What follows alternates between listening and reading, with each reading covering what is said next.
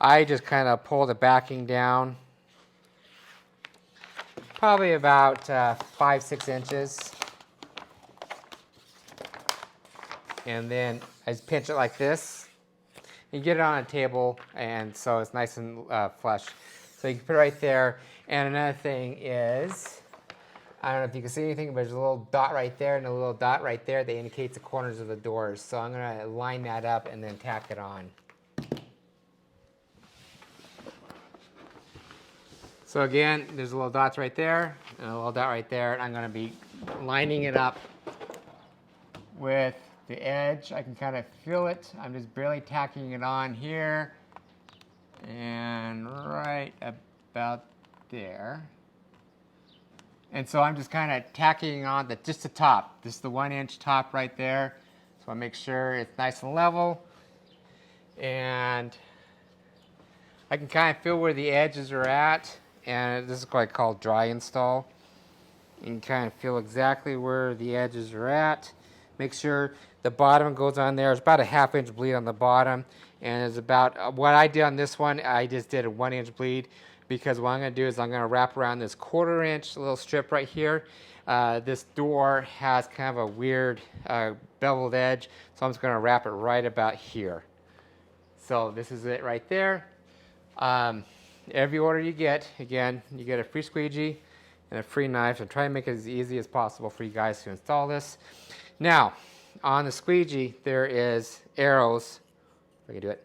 There we go. Arrows going this way, so you kind of follow the arrows when you're installing it. Now what I do is I put this on and make sure if it's, I will get a crease in here, you can actually pull it off. You can put it right and lay it right back down and do it that way. It is pretty simple to install. Let's see, there you go. So now what I'm going to do is I'm going to grab the backing, and it has like a, let's show you right quick. It's lift over a little bit, so I'm going to actually bring it down, maybe that much, so you can kind of see how it's tinting out a little bit, and then laying like this. I'm going to actually use that tinting, and I'm not going to touch anything. I'm not going to stretch anything. I'm just going to install it going left to right, or right to left, or whatever you feel comfortable in. Bring it down another maybe 7-8 inches or whatever, just enough. And if you get like a little creases or anything like that, you can actually pull it up and put it right back down. So I'm kind of doing this way. And the installing job is pretty quick. And you can actually change the look of this door within minutes.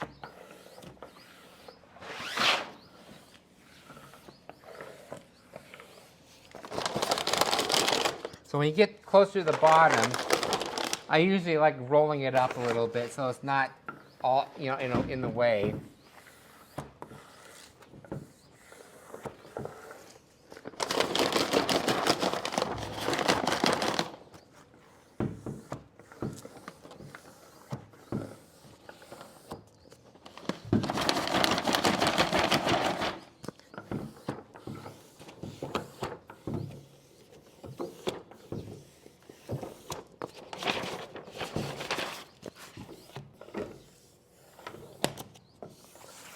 Okay. Okay, let me show you if I can grab one of these edges right here. See, I can pull that off, and so if you get a huge air bubble, you can, I wouldn't recommend pulling the whole thing off. It's like right in the middle right here. If there's something in the middle and you see an air bubble, I just recommend maybe taking your knife or a pin and just kind of going there and popping it and kind of massaging it out. But so far, this actually looks diamonds. Okay, so next thing I like to do is take these guys out. So if you want to go to the armwraps.com website, again, go under door wraps. And this is the metal doors, and this is actually, what's it called? The old-fashioned, or actually, old Western bank vault metal door wrap from Arm Wraps. Original, this is all my designs, the photos, and everything.